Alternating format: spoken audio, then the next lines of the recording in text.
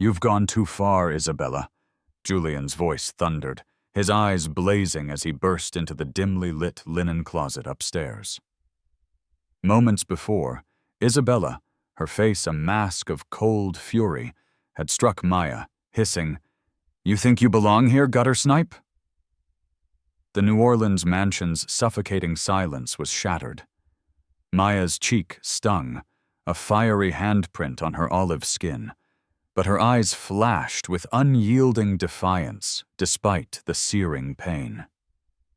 This electrifying clash unveils one of the most gripping tales of prejudice, exposing the heart of class warfare. What secret fueled Isabella's vicious contempt? How will Maya, haunted by a tragic past, find the strength to triumph? And what shocking act will Julian unleash to shatter the foundations of their world? Dive into this tale of justice and redemption. Subscribe to our channel for the latest stories of overcoming prejudice and share in the comments where you're watching from. Stay for the twist that will leave you stunned. Every second reveals a secret you won't believe. The New Orleans mansion loomed like a monument to old money, its polished cypress floors gleaming under crystal chandeliers that cast cold, fragmented light across the cypress-paneled walls. Each step Maya took echoed faintly, a whisper of her place in this opulent prison. At 20, her deep olive skin glowed softly in the dim glow, but her eyes, wide, weary, and older than her years, betrayed a life already heavy with scars.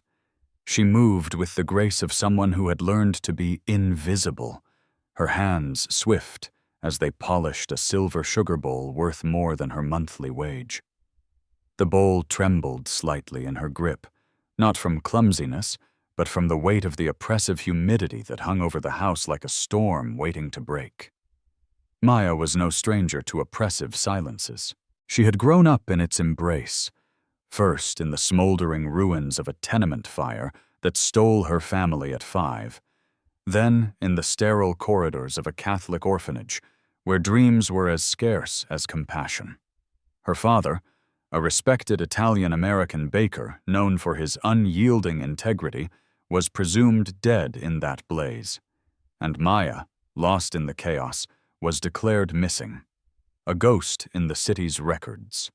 Now, in the employ of Julian Thorne, a 29-year-old shipping magnate whose name graced the society pages, she lived as a shadow among shadows, her existence defined by the whims of his wife, Isabella Devereaux.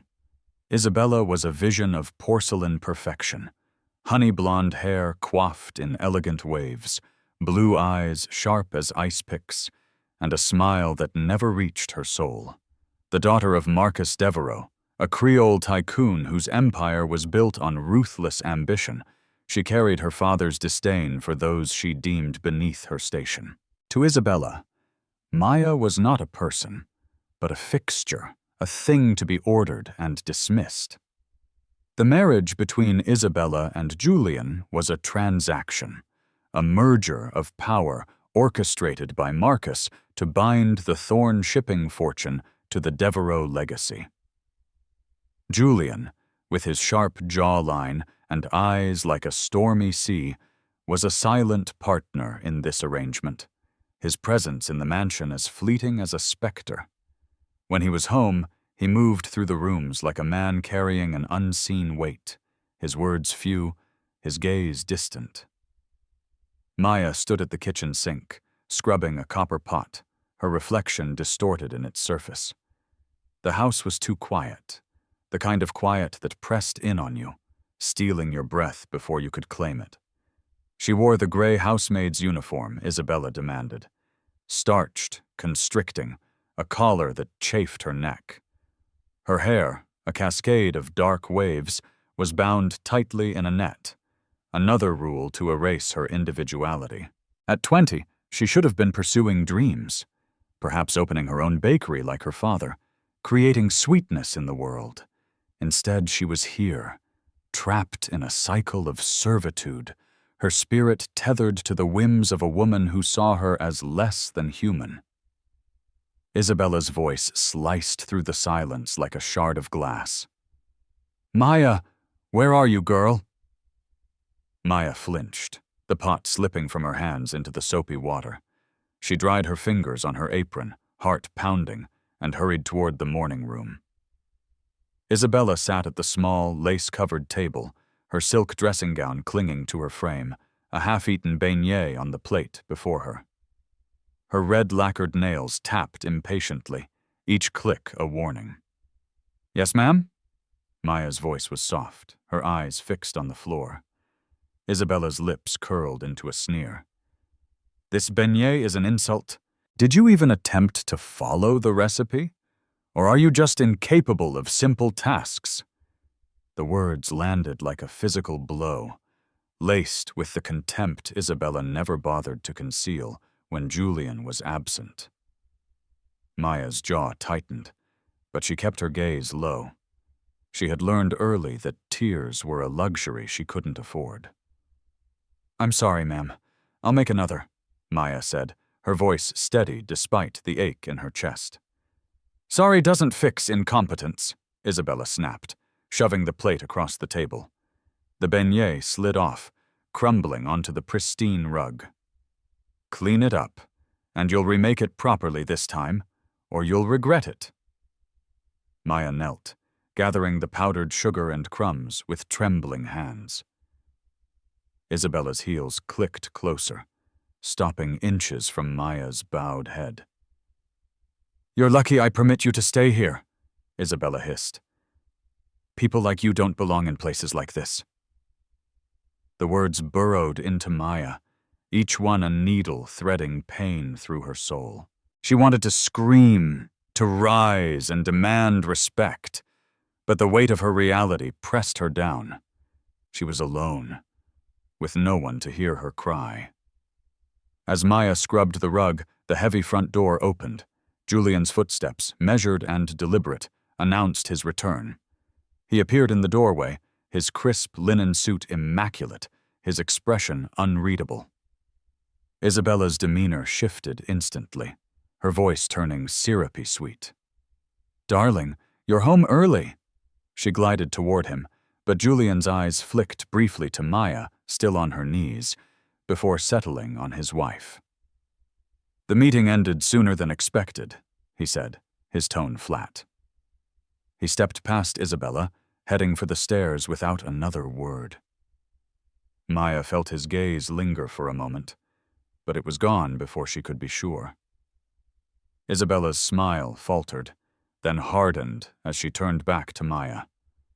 "Get up and do your job," she spat. "And don't think you can slack off just because he's here." Maya rose, her knees aching, and returned to the kitchen. The beignet incident wasn't the worst she'd endured. Last week, Isabella had forced her to polish the entire silver service by hand because a single speck of tarnish had dared to appear on her favorite fork. The week before, she'd thrown a glass of iced tea at Maya for arranging the hydrangeas with the wrong shade of blue. Each act was a calculated cruelty, hidden from Julian's eyes, a performance of power Isabella relished. Alone in the kitchen, Maya leaned against the counter, closing her eyes. She pictured her father's face, his warm smile as he lifted her onto his shoulders during a Mardi Gras parade. "You're my brave girl, Maya," he'd said. "Never let anyone dim your light." But that light felt so far away now, buried beneath years of loss and humiliation. The fire that took her family had left a scar on her shoulder, a jagged reminder of all she'd lost. She traced it through her sleeve, grounding herself in the pain. Night fell, and Maya retreated to her small room off the linen closet, a space barely larger than a pantry. She sat on the narrow cot, pulling a faded photograph from beneath her pillow. Her father in his baker's whites, her 5-year-old self grinning beside him. "I'm trying, Papa," she whispered, her voice breaking. She didn't pray for escape. She prayed for strength, for one more day of endurance. The mansion slept, but its shadows never did. They clung to Maya, whispering of her insignificance, her isolation. Yet deep within her, a spark flickered, a stubborn, defiant ember that refused to die.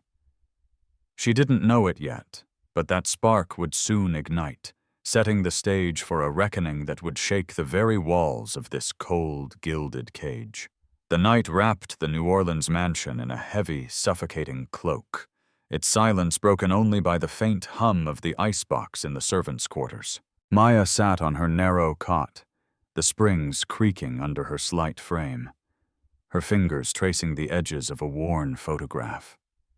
The image was her anchor, her father, tall and proud in his baker's whites, his dark eyes crinkling with warmth as he held 5-year-old Maya's hand.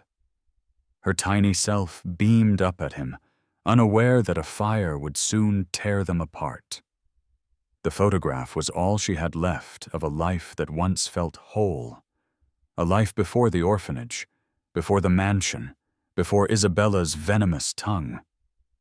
She pressed it to her chest, whispering, "I'm still here, Papa," as if the words could bridge the chasm of 15 years.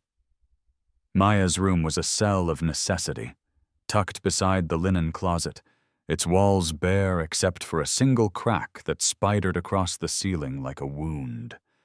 The air smelled of lye soap and hot linen, a constant reminder of her role in this house. At 20, she should have been in a local college, perhaps studying business to one day open her own bakery, carrying forward her father's legacy of creating joy.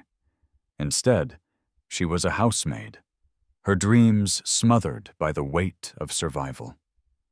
The fire that claimed her family had left more than memories. It had etched a jagged scar across her left shoulder, a physical echo of her loss. She touched it now, through the thin fabric of her nightgown, feeling the raised skin that marked her as a survivor, even if she didn't always feel like one. Isabella's cruelty was a daily ritual, performed with the precision of a predator. That morning, as Maya served coffee, Isabella had inspected the porcelain demitasse with a sneer. "This is filthy," she declared, though it gleamed. She'd tipped the scalding coffee onto Maya's apron, the heat seeping through to her skin. "Clean it properly next time, or you're out," Isabella had hissed, her blue eyes glinting with satisfaction. Maya had bitten her lip, swallowing the pain, her hands steady as she wiped the floor. Julian, seated at the table, hadn't looked up from his newspaper, his silence a wall she couldn't breach. She wondered if he noticed, if he cared, or if she was as invisible to him as Isabella intended. The memory stung, but Maya pushed it aside, focusing on the photograph. Her father had been a hero in their neighborhood, a baker who stood up for his fellow Italian immigrants. His name was whispered with respect in their community. She remembered his voice, deep and reassuring, telling her stories of resilience under the stars. "You're my light, Maya," he'd said. But that light had dimmed in the orphanage, where she learned to shrink, to speak only when spoken to.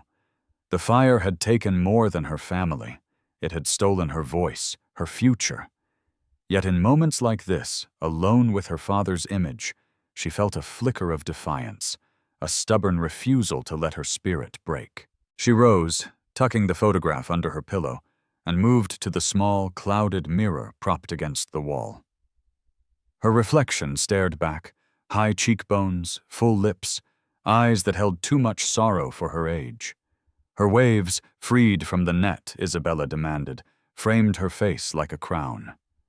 She allowed herself a rare smile, remembering a secret she kept hidden, a tiny act of rebellion.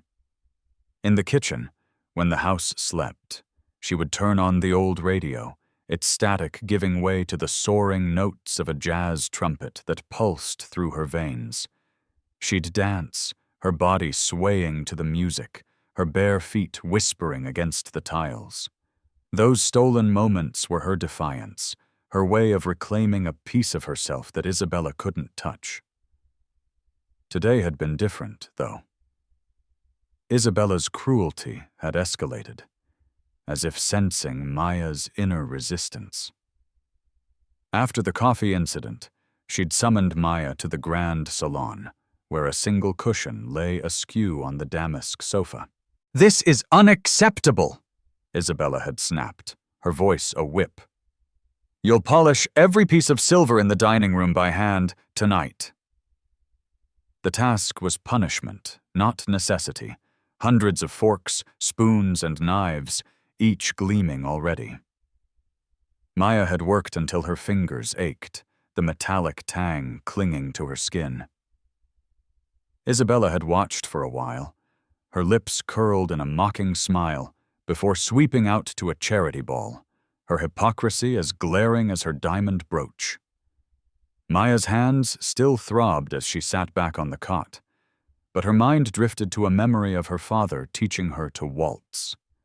They'd twirled in their small apartment above the bakery, her giggles mingling with his laughter, the world soft and safe. She closed her eyes, letting the memory wrap around her like a blanket. She imagined dancing now, not in secret, but freely, her body moving without fear, her scar a badge of survival rather than shame. The dream felt so close, yet so impossibly far, trapped behind the walls of this mansion, and Isabella's relentless disdain. A sound jolted her from her reverie, the creak of the mansion's grand staircase. She froze, heart racing. It was past midnight, Julian was rarely home this late, and Isabella's events kept her out until dawn. She crept to the door, peering into the dark hallway. Nothing, just the house settling, or perhaps her own nerves. She exhaled, returning to her cot, but the unease lingered. Isabella's absence tomorrow for a 3-day trip to Atlanta promised a fleeting reprieve. Maya didn't dare hope for much, but the thought of 3 days without Isabella's voice, her cruelty, sparked a cautious warmth in her chest. She lay down, the photograph's edge pressing against her palm. Her father's words echoed, "Never let anyone dim your light." She wanted to believe them, to believe she could be more than a maid, more than a target for Isabella's hate. The scar on her shoulder itched, a reminder of the fire, of the girl who had survived. She whispered a prayer, not for escape, but for courage, for the strength to endure another day. The mansion's shadows pressed close, but within Maya, a spark glowed.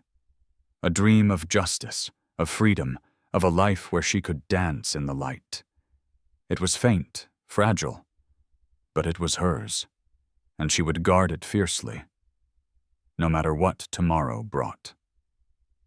The clock ticked past 1 a.m., its rhythm a quiet heartbeat in the dark. Maya closed her eyes, the photograph cradled against her heart.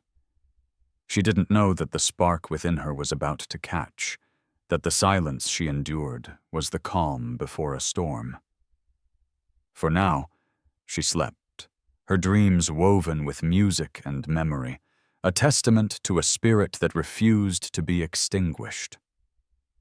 The New Orleans mansion exhaled as Isabella's limousine vanished down the oak-lined drive, its engine's hum fading into the morning humidity.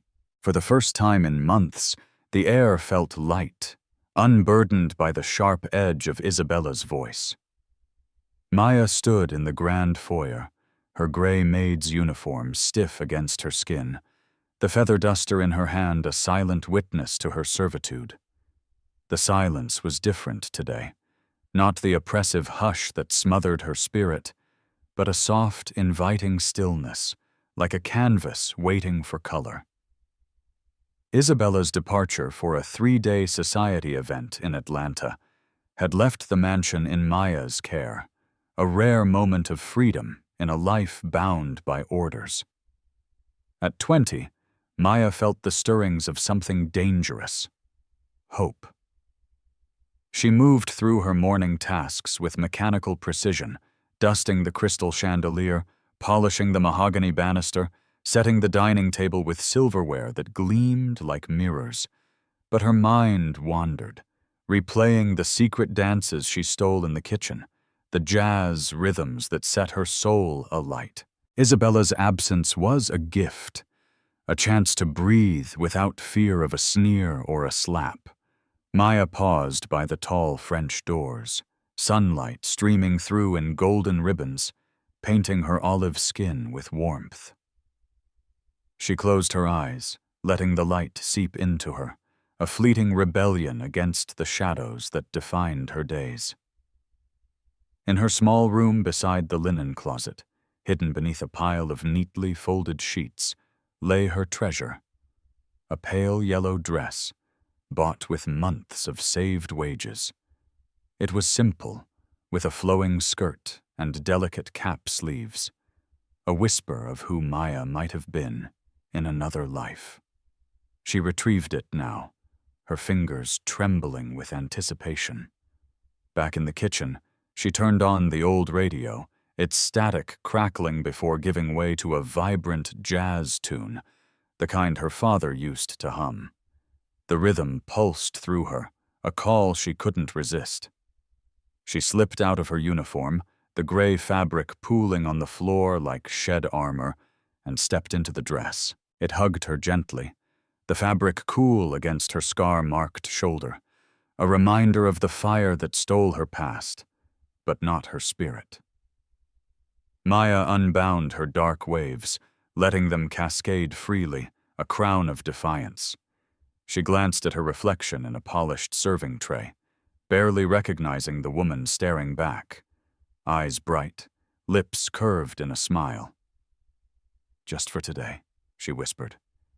"I'm Maya. Not the maid, not Isabella's target, but Maya, the girl who once waltzed with her father under starry skies." She turned up the radio, the music flooding the kitchen, spilling into the cavernous halls of the mansion. Her bare feet found the rhythm, stepping lightly on the cool tiles, her hips swaying as the beat carried her away. She moved to the grand salon, the space with its damask sofas and towering bookshelves, a stage no one but her would ever see. The sunlight poured through the floor-to-ceiling windows, bathing her in a glow that felt like forgiveness. Maya spun, her dress flaring like a petal caught in the wind, her laughter mingling with the song's infectious melody.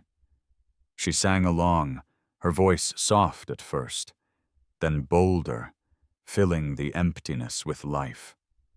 The scar on her shoulder, usually a source of shame, seemed to pulse with pride, a testament to her survival. For these stolen moments, she was free. Free from Isabella's cruelty, from the weight of her past, from the mansion's cold embrace. Maya twirled, her dark waves bouncing, her arms outstretched as if embracing the world. She leaped onto the plush Aubusson rug, her bare feet sinking into its softness, and danced with abandon, each step a declaration of existence. "I'm here," she murmured, the words lost in the music, but etched in her heart. She imagined her father watching, his warm smile urging her on, and for the first time in years, she felt whole. The mansion, once a prison, became her sanctuary, its walls echoing with the joy she'd buried deep. Unbeknownst to her, the front door opened silently. Julian Thorne, his business trip to Mobile canceled at the last minute, stepped into the foyer, his leather briefcase in hand. The magnate, usually a ghost in his own home, froze at the sound of music. Lively, unfamiliar, alive. His brow furrowed. Isabella was gone. The staff minimal. Who dared disturb the mansion's sterile calm? He set his briefcase down, his polished shoes silent on the cypress floors, and followed the sound, drawn like a moth to a flame. Up the grand staircase he climbed, his movements cautious, almost reverent, as if intruding on a sacred ritual. The music grew louder, a vibrant pulse that seemed to breathe life into the lifeless house. He reached the salon, the door ajar, and peered through the gap. There she was, Maya, in a pale yellow dress that flowed like sunlight, her body swaying to the jazz rhythm, her face alight with a joy he'd never seen. Her dark waves framed her like a halo, her laughter a melody sweeter than the song itself. Julian's breath caught, his hand gripping the doorframe. He had seen her countless times, head bowed, eyes averted, a shadow in his wife's orbit. But this was no shadow. This was a woman, radiant, unbreakable, a force he couldn't look away from. Maya spun, oblivious to her audience, her dress catching the sunlight in a shimmer of yellow. She sang a line from the song, her voice rich and unpolished, and leaped again, landing with a grace that belied her hardships. Julian stood rooted, his heart pounding in a way it hadn't in years. The mansion, his empire of ships and commerce, felt suddenly small compared to her. He didn't know her, not really. But in this moment, he saw her, truly saw her, and something within him shifted. A crack in the ice he'd built around himself. The song neared its end, and Maya slowed, her chest heaving, her smile wide and unguarded. She pressed a hand to her heart, feeling its rapid beat, and laughed, a sound so pure it seemed to cleanse the air. Julian leaned against the wall, torn between stepping forward and retreating. He didn't want to break this moment, didn't want to see her shrink back into the maid's uniform, the subservient mask. For now, he watched, a silent witness to a dance that felt like a revolution. Maya swayed to the final notes, her eyes closing as she savored the freedom. The radio clicked off, leaving a hush that felt sacred. She stood still, bathed in sunlight, her scar hidden, but her spirit laid bare. She didn't know Julian was there, didn't know that her dance had ignited something in the man who had never truly seen her. The mansion held its breath, waiting for what came next. But for now, Maya was enough. Her joy, her defiance, her light, a beacon in the darkness she'd endured for so long. The morning sun filtered through the New Orleans mansion's tall French doors, casting pale shadows across the cypress floors. But the warmth of yesterday's dance had already begun to fade. Maya stood in the kitchen, her pale yellow dress folded away, replaced by the starched gray maid's uniform that clung to her like a chain. Her dark waves were bound tightly in a net, her shoulders hunched as she scrubbed the butcher block, erasing any trace of her fleeting rebellion. The jazz melody still echoed in her mind, a ghost of joy she clung to, but the mansion's silence had returned, heavy and unforgiving. At 20, Maya knew better than to hold on to hope too tightly. It slipped through her fingers like sand, leaving only the weight of her reality. She moved through her tasks with practiced efficiency, dusting the salon's ornate cornices, polishing the silver tea service until it gleamed. Each motion was deliberate, a shield against the vulnerability she'd felt yesterday, dancing freely in the sunlight. Julian's presence lingered in her thoughts, though she couldn't place why. He'd been home since his unexpected return, working in his study, his footsteps a rare disruption in the mansion's stillness. This morning, as she'd served his coffee, he'd looked at her, not through her as usual, but at her, his stormy eyes holding a flicker of something she couldn't name. "Thank you, Maya," he'd said, his voice softer than she'd ever heard. She'd nodded, heart racing, and fled to the kitchen, unsure what to make of it. The memory unsettled her. Julian was a cipher, a shipping magnate whose world of commerce and society balls was as distant from hers as the stars. He was Isabella's husband, bound to her by a marriage Maya knew was more contract than love. Yet his brief acknowledgement had stirred something in her, a dangerous spark of being seen. She pushed it down, focusing on the beeswax polish in her hands. Isabella's return loomed, a storm cloud on the horizon, and Maya couldn't afford to be caught dreaming. The front door slammed open, shattering the quiet. Isabella's voice cut through the air before her heels clicked on the cypress floor. "Maya, where are you?" Maya froze, the polishing rag slipping from her grip. Isabella wasn't due back until tomorrow. Her Atlanta trip was meant to last 3 days. Maya's pulse quickened as she hurried to the foyer, smoothing her apron, her face a mask of calm. Isabella stood there, resplendent in a Chanel suit, her blonde hair pinned in an elegant chignon, but her blue eyes blazed with fury. A leather train case lay abandoned by the door, its contents spilling onto the floor. "Ma'am," Maya said, her voice steady despite the knot in her stomach. "You're back early." Isabella's lips twisted into a sneer. "Don't state the obvious, girl. The event was a disaster. Fools who can't organize a simple luncheon. Now where's my sherry? Or have you been lounging while I was away?" She strode into the salon, her heels stabbing the floor, and began inspecting every surface, her white-gloved fingers trailing over the furniture like a predator seeking prey. Maya followed, head bowed, bracing for the inevitable. Isabella paused by the mantelpiece, her gaze locking onto a single porcelain shepherdess, slightly askew. "This," she hissed, snatching it up, "is why I can't trust you. Can't you do anything right?" She flung the figurine at Maya, who caught it instinctively, her hands trembling. "I'm sorry, ma'am," Maya murmured, the words automatic, a reflex honed by months of abuse.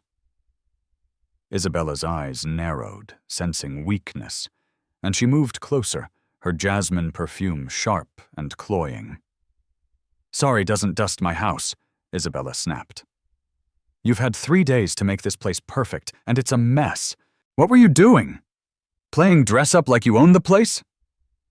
Her voice dripped with disdain, each word laced with the classism she wielded like a blade. Maya's jaw tightened, but she said nothing, her silence a shield against the storm. Isabella's inspection continued upstairs, Maya trailing behind, her heart pounding. In the linen closet, Isabella's gaze fell on the pale yellow dress, neatly folded on a shelf. Time slowed as Isabella's hands shot out, seizing the dress like evidence of a crime. "What is this?" she demanded, holding it up, her face contorting with rage. "You wore this in my house? You, a filthy charity case, prancing around like some wannabe debutante?" Her voice rose, echoing off the walls. Maya's mouth went dry, her scar itching under her uniform. "It was my day off, ma'am," Maya said, her voice barely above a whisper. "I didn't touch anything." Isabella's laugh was sharp, cruel. "Your day off? You don't get to play dress-up in my home, you gutter snipe."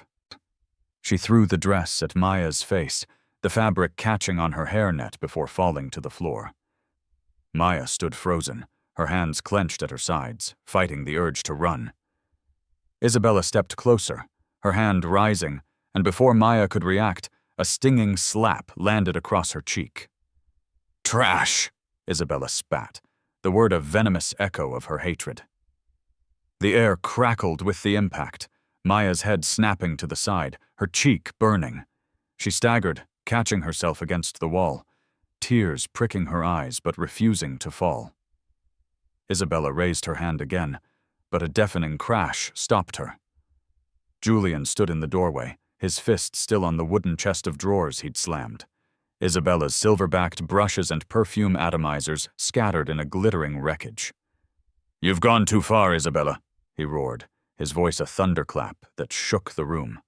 His stormy eyes burned, not with the cold detachment Maya knew, but with a fury that seemed to ignite the air. Isabella froze, her hand hovering, her face paling. "Julian, what?" she stammered, her voice faltering under his glare.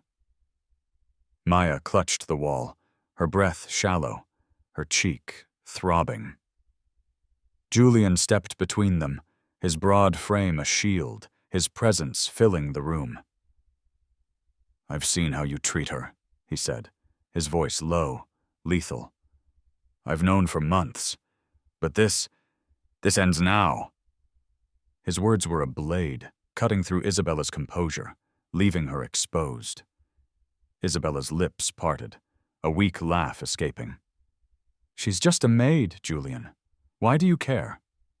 Her tone was dismissive, but her eyes darted nervously, betraying her unease. Julian's jaw tightened, his gaze never leaving her. "She's a person," he said, each syllable deliberate, "and you have no right to touch her, to speak to her like that. Not in my house." Maya's heart pounded, her mind reeling.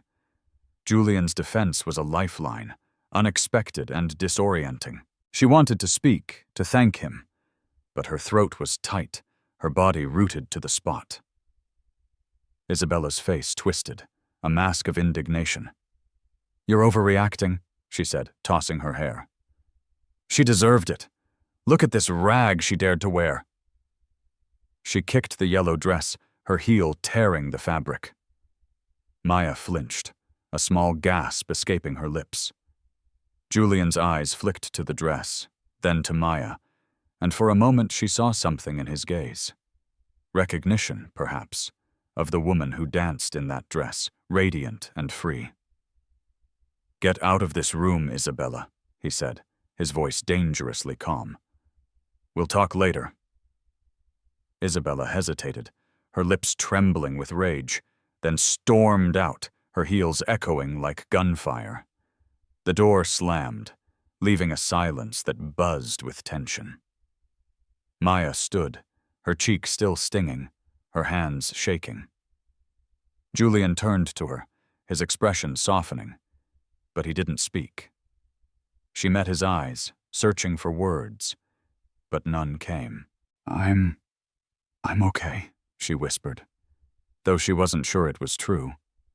He nodded, a muscle ticking in his jaw, and left without another word. Maya sank to her knees, gathering the torn dress, her fingers tracing the rip. The moment of freedom she'd stolen was shattered, but Julian's stand lingered, a crack in the mansion's cold facade, a spark in the darkness she'd thought unbreakable. The New Orleans mansion stood silent in the wake of Isabella's storm, its cypress-paneled halls echoing with the ghost of Julian's fury. Maya lingered in the linen closet, clutching the torn pale yellow dress, her cheek still throbbing from Isabella's slap. The air felt charged, as if the walls themselves held their breath, waiting for the next blow. At 20, Maya had endured countless humiliations, but Julian's intervention, his fist shattering Isabella's gilded world, had cracked something open inside her. Fear mingled with a fragile hope, a sense that the balance of power in this cold, opulent prison might finally shift. Yet she knew Isabella would not let this stand. The Devereaux name was a fortress, and Isabella would summon its might to crush any threat to her dominion. Upstairs, Isabella's heels clicked furiously, her voice a sharp staccato as she spoke into her telephone. "Father, you need to come. Now. Julian's lost his mind over some housemaid." Maya, folding linens to steady her trembling hands, overheard the venom in Isabella's tone. Marcus Devereaux, the patriarch whose empire cast a long shadow over New Orleans, was not a man to be trifled with. His wealth and influence were matched only by his unapologetic disdain for those he deemed inferior, a trait Isabella had inherited with relish. Maya's scar itched, a reminder of her own fragility, but she straightened her spine. She would not cower. Not today.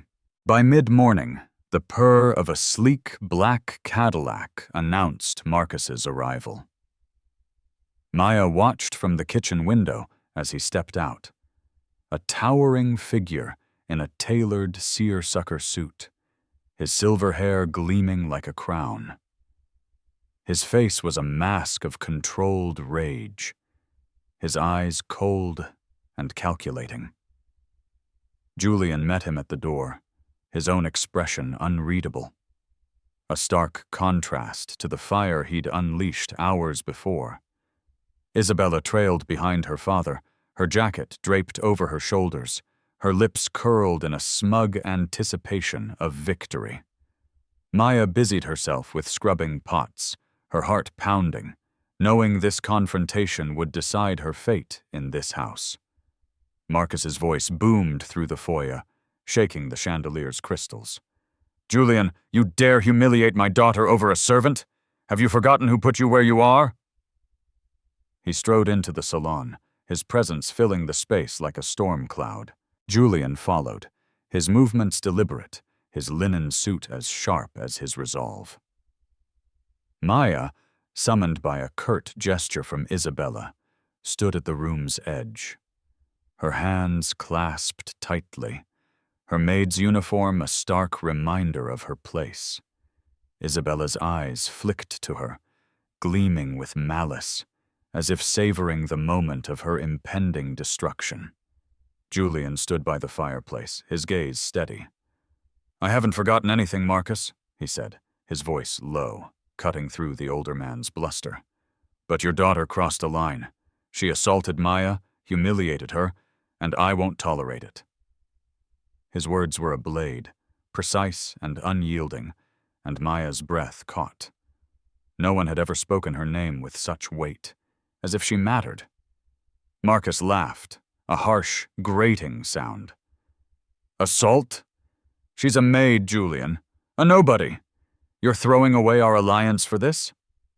He gestured dismissively at Maya, his eyes raking over her with disgust. Isabella was disciplining an incompetent. "You should thank her for keeping your house in order." Isabella nodded, her smile venomous.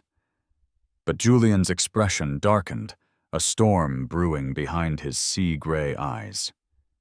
"Discipline?" Julian said, his voice rising. He reached into his jacket, pulling out a small reel of film, its sleek surface glinting in the light. "Let's see what you call discipline." He crossed to the living room's mahogany console, which housed a small projector and screen. The room fell silent as grainy home movie footage flickered to life.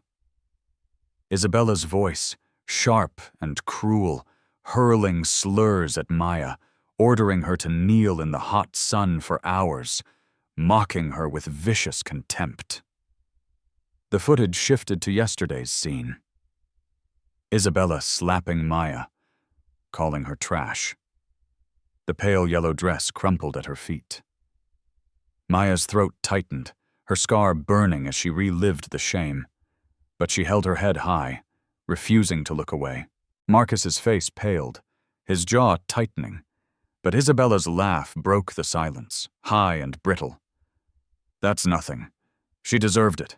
She's lazy, insolent." Julian cut her off, his voice a whip. "Enough, Isabella. This isn't about discipline. It's about your cruelty, your prejudice, and I've had enough." He turned to Marcus, his gaze unrelenting. "This is the daughter you raised, and this," he gestured to the screen, now frozen on Isabella's sneering face, "is why our marriage is over." Marcus's eyes narrowed, his voice dropping to a dangerous growl. "You think you can walk away from us? I made you, Julian. This marriage secured your shipping empire. End it, and you'll lose everything." Isabella stepped forward, her voice shrill. "He's bluffing, Father. He wouldn't dare." But Julian's calm was unshaken, a fortress against their threats. He produced a leather-bound folder from the console, tossing it onto the coffee table with a soft thud. Papers spilled out, letters, contracts, financial ledgers, each one a thread in the web of the Devereaux-Thorne alliance. "This is your leverage," Julian said, his tone icy. "Your plan to control my company through Isabella, to bind me to your empire. But I've been watching, Marcus.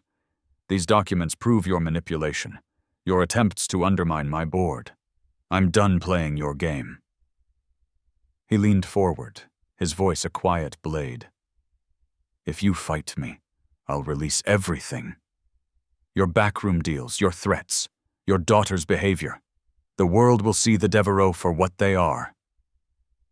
Maya stood frozen, her heart pounding, barely daring to breathe. Julian's words were a revelation, a dismantling of the power that had crushed her for so long.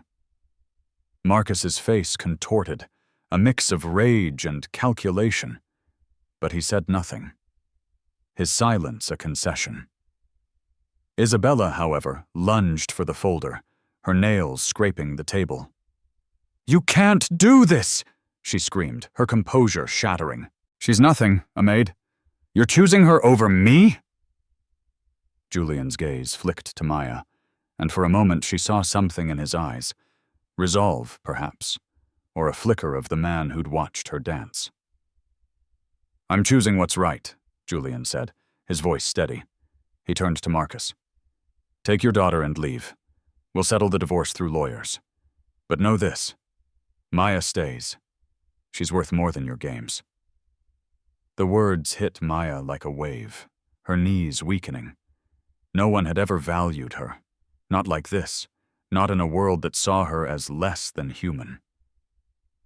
Marcus's lips pressed into a thin line, his eyes burning with suppressed fury. "You'll regret this, Thorne," he said, his voice a low hiss. He grabbed Isabella's arm, pulling her toward the door. "We're done here!" Isabella struggled, her screams echoing as they descended the stairs, her suit jacket trailing like a fallen banner. The front door slammed, the sound reverberating through the mansion, leaving a silence that felt both victorious and fragile. Maya stood alone with Julian, her hands trembling, her cheek still stinging from Isabella's slap. He turned to her, his expression softening, but the weight of the moment kept them both silent. "Are you all right?" he asked, his voice gentle, a stark contrast to the fire he'd unleashed. Maya nodded, her throat too tight for words. She wanted to thank him, to ask why he'd risked so much, but all she could do was meet his gaze, her eyes brimming with unspoken gratitude. Julian nodded as if understanding and walked away, leaving her in the salon, the scattered papers a testament to the battle she'd just won. Maya sank onto the sofa, her fingers tracing the torn edge of her dress, still clutched in her hands. The mansion felt different now, its shadows less oppressive, but the victory was bittersweet. Marcus's threat lingered, a dark promise of retribution. Yet for the first time, Maya felt seen, not as a maid or a victim, but as a person worth fighting for. The scar on her shoulder pulsed, not with pain but with pride, a reminder that she had survived, and now, perhaps, she could begin to live. The New Orleans mansion stood quiet, its cypress halls no longer suffocating but tentative, as if testing the weight of a new reality. Maya moved through the kitchen, her hands steady as she chopped vegetables for a gumbo, the sharp scent of the Holy Trinity, onions, bell peppers, and celery, stinging her eyes. The gray maid's uniform felt less like a chain today, though its starched collar still chafed her neck. At 20, she carried the echoes of Isabella's slap and Julian's stand, the confrontation with Marcus Devereaux a fresh wound in the air. The Devereaux were gone, their threats hanging like smoke, but Julian's defense had ignited something in Maya, a fragile belief that she might be more than a shadow. Yet fear lingered. Power like Marcus's didn't vanish quietly, and Maya knew the cost of being seen could be steep. The morning sun filtered through the tall French doors, casting soft patterns on the counter where Maya worked. She hummed a faint jazz tune, a remnant of her dance in the pale yellow dress, now torn and tucked away. Julian's words, "Maya stays. She's worth more than your games," replayed in her mind, a lifeline she clung to but didn't fully trust. He'd risked his empire for her, a maid, a nobody in the Devereaux's eyes. Why? The question gnawed at her, stirring a mix of gratitude and unease. She glanced at the study door where Julian had retreated after the showdown, his silence a puzzle she couldn't solve. A soft knock broke her thoughts. Julian stood in the doorway, his usual linen suit replaced by a simple white shirt, his sea-gray eyes softer than she'd ever seen. "Maya," he said, his voice low, "can we talk?" Her heart skipped, but she nodded, wiping her hands on her apron. He gestured to the small wooden table in the corner, a space usually reserved for staff breaks, not magnate conversations. She sat, her hands clasped tightly, bracing for whatever came next. "I owe you an apology," Julian began, sitting across from her, his hands resting on the table, fingers laced as if to anchor himself. "I knew Isabella was cruel, her words, her actions, but I let it go on too long. I should have stopped it sooner." His voice carried a weight, a confession of guilt that caught Maya off guard. She searched his face, expecting the cold magnate from the society pages, but found instead a man wrestling with his own failures. "You didn't have to do what you did," Maya said, her voice quiet but steady. "You stood up to them. For me. No one's ever done that." Her scar itched under her sleeve, a reminder of her survival, but Julian's gaze held no pity, only respect. She hesitated, then added, "Why? I'm just the maid." Julian leaned back, his eyes drifting to the window, where sunlight danced on the glass. "That day I saw you dancing," he said, "in that yellow dress. You weren't just the maid. You were alive. In a way this house never is. You reminded me of something I'd forgotten. How to feel human." His words landed softly, but they stirred a storm in Maya. The memory of her dance, her moment of freedom, felt sacred, and knowing he'd seen it made her cheeks warm. He continued, his voice measured. "I've been gathering information on Isabella and Marcus for months. Her cruelty, his schemes. I needed to be sure before I acted. But yesterday, when she hit you, I couldn't wait anymore." Maya's throat tightened, the sting of the slap resurfacing, but Julian's honesty dulled its edge. He wasn't just her employer, he was a man unraveling the chains of his own making. Maya took a breath, her fingers tracing the table's grain. "I've never told anyone this," she said, her voice trembling. "My father was a baker, a good man. He fought for justice for our community, for people like me. But a fire took him, my mom, everything, when I was 5. I ended up in an orphanage, thinking I'd died too." She touched her shoulder where the scar lay hidden. "This is all I have left of them. I wanted to be like him, to fight for what's right. But life had other plans." Julian listened, his gaze unwavering, absorbing her words as if they mattered. "You're still fighting," he said quietly. "Every day you get up, you're fighting. That's not nothing." His words pierced her, a validation she hadn't known she needed. For the first time, she felt seen, not as a victim or a servant, but as Maya, the girl who'd survived. He stood, retrieving a ledger from the counter. "I have resources," he said, opening it.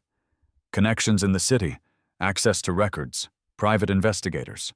If you want, I can help you find out what happened to your family, your father, your past."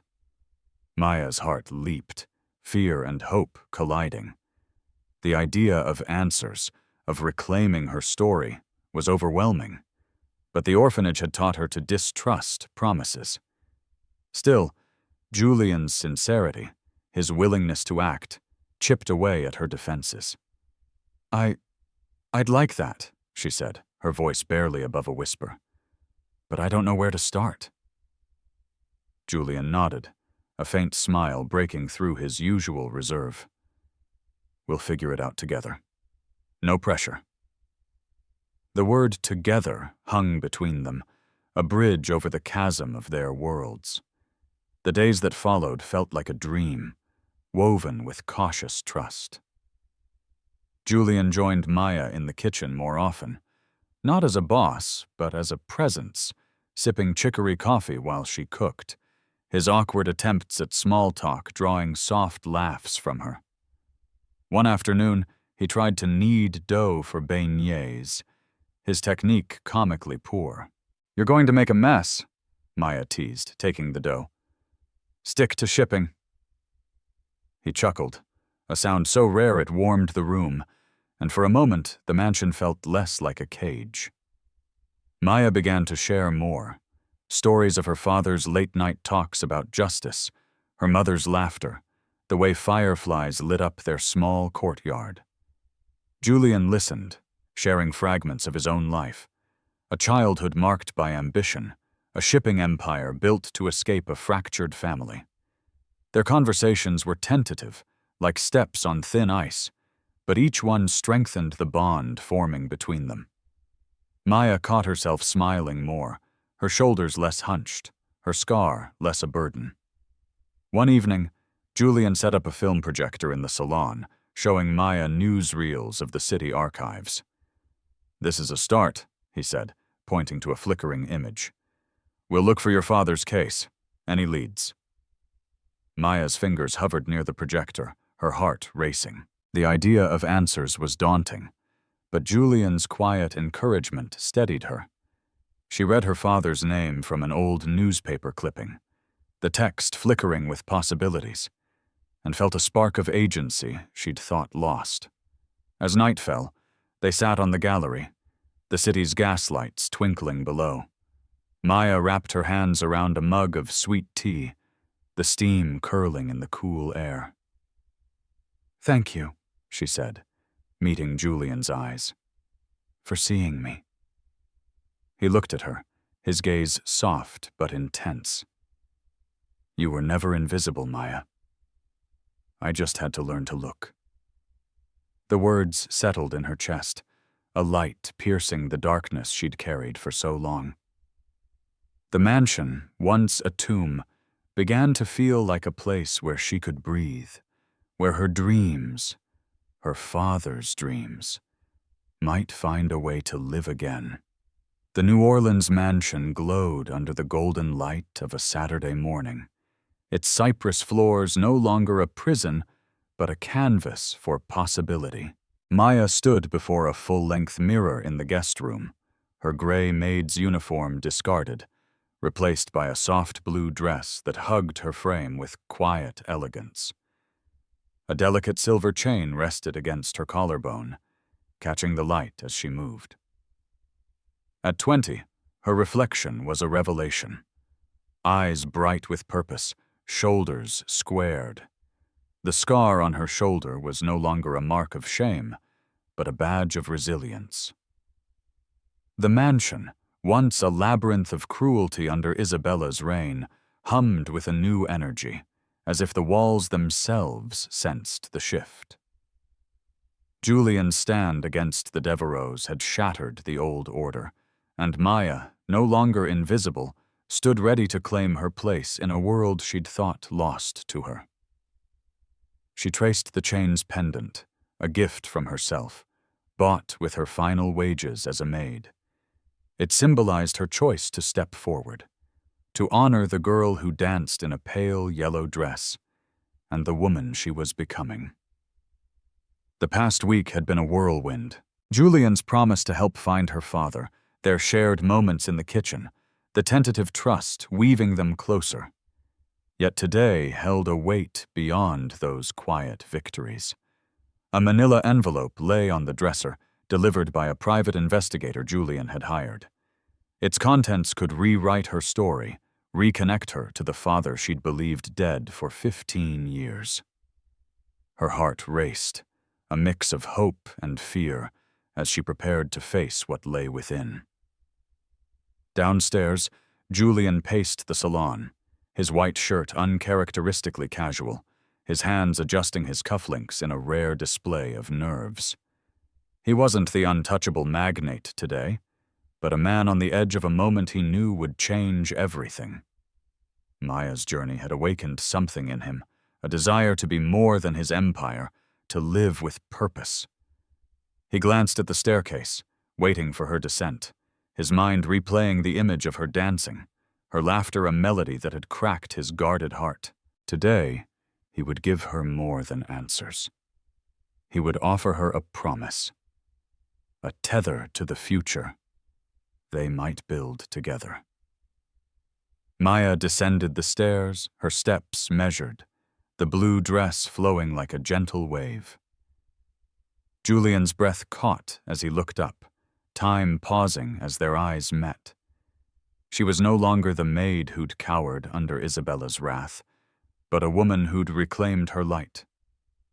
"You look incredible," he said, his voice soft, a smile breaking through his usual reserve.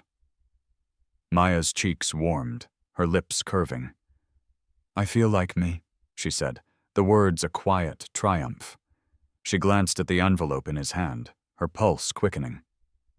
"Is that—" Julian nodded, holding it out. "The investigator found something. Your father, Maya. He's alive." Her hands trembled as she took the envelope, her fingers brushing his, the contact grounding her. She opened it, pulling out a report that detailed a man living in a small bayou town, a retired baker who'd never stopped searching for his daughter after a fire tore them apart. Photos slipped out. A man with her father's eyes, older but unmistakable, standing outside a modest cypress cottage. Maya's vision blurred, tears spilling as she pressed a photo to her chest. "He's alive," she whispered. The words a prayer answered. Julian stepped closer, his voice gentle. "He's been looking for you, Maya, all these years." The investigator spoke to him. "He wants to see you." Maya's knees weakened, and she sank onto the sofa, the photo trembling in her hands. "I thought he was gone," she said, her voice breaking. "I thought I was alone." "You're not alone." Julian sat beside her, his presence steady. "Not anymore." His words wrapped around her, a warmth she hadn't known since her father's laughter filled their old courtyard. She looked at him, her eyes searching his. "Why are you doing this? Helping me? Risking everything?" Julian hesitated, then reached into his pocket, pulling out a small velvet box. Maya's breath hitched, but he opened it to reveal a silver necklace with a star-shaped pendant, its simplicity a stark contrast to Isabella's gaudy jewels. "This isn't a ring," he said, a faint smile softening his intensity. "It's a promise. That you belong here, with me, in whatever way you choose. You've brought light to this house, Maya. To me." He fastened the necklace around her neck, his fingers lingering, their closeness electric. Maya touched the star, her heart full. "I never thought anyone would see me," she said, her voice thick with emotion. Not like this. Julian's gaze held hers, unguarded. I see you, Maya. I always will. The moment stretched, fragile and profound, a bridge between their past and a future unwritten. She didn't pull away, her smile a quiet acceptance of his promise. A step towards something neither could yet name. The doorbell rang, shattering the intimacy. A courier delivered a newspaper, its headline screaming of Isabella's downfall. Devo, heiress, exposed in scandal. Julian scowled, his jaw tightening. The newsreel footage leaked, he said, tossing the paper aside. Marcus is pulling strings to save face, but Isabella's finished. Maya felt a pang of vindication, but no joy. Isabella's cruelty had cost too much. She thought of the pale yellow dress, torn but cherished, a symbol of her defiance. Isabella's empire had crumbled, but Maya's was just beginning. Julian drove her to the bayou town that afternoon, the road winding through moss-draped oaks, the air thick with possibility. Maya clutched the photo, her father's face a beacon guiding her home. Julian's presence beside her was a quiet strength, his occasional glances filled with unspoken support. What if he doesn't recognize me? She asked, her voice small. Julian reached for her hand, his touch warm. He will. You're his daughter. The words steadied her, a reminder of the fire that hadn't broken her. As they pulled into the town, Maya's heart pounded. The cottage was modest, its porch adorned with oyster shell wind chimes, a far cry from the mansion's cold grandeur. She stepped out, the star pendant glinting, and saw him. A man with her father's eyes standing at the gate, his face etched with hope and disbelief. Maya, he whispered, his voice trembling. She ran to him, tears streaming, and fell into his arms, the years melting away. Daddy, she sobbed, his embrace a home she'd thought lost forever. Julian watched from the car, his chest tight with something deeper than relief. Maya's laughter, her father's tears, were a victory he'd helped forge. She turned, waving him over, and he joined them, shaking her father's hand, a silent partner in her joy. The mansion awaited their return, no longer a cage, but a place where Maya could dream again. She stood between her father and Julian, the star necklace a promise, her blue dress a declaration. She was Maya. Survivor, daughter, woman, and her new beginning had just begun. Thank you for joining us on Maya's incredible journey, from the shadows of the mansion to the light of her new beginning. We hope her story of resilience and hope touched your heart. What moved you most? Did Maya's dance or Julian's stand spark something in you? Drop your thoughts in the comments and let us know where you're listening from. We'd love to hear from you. Your support keeps these stories alive, so subscribe for more tales that inspire and uplift. Until next time, stay strong, keep shining, and we'll see you soon.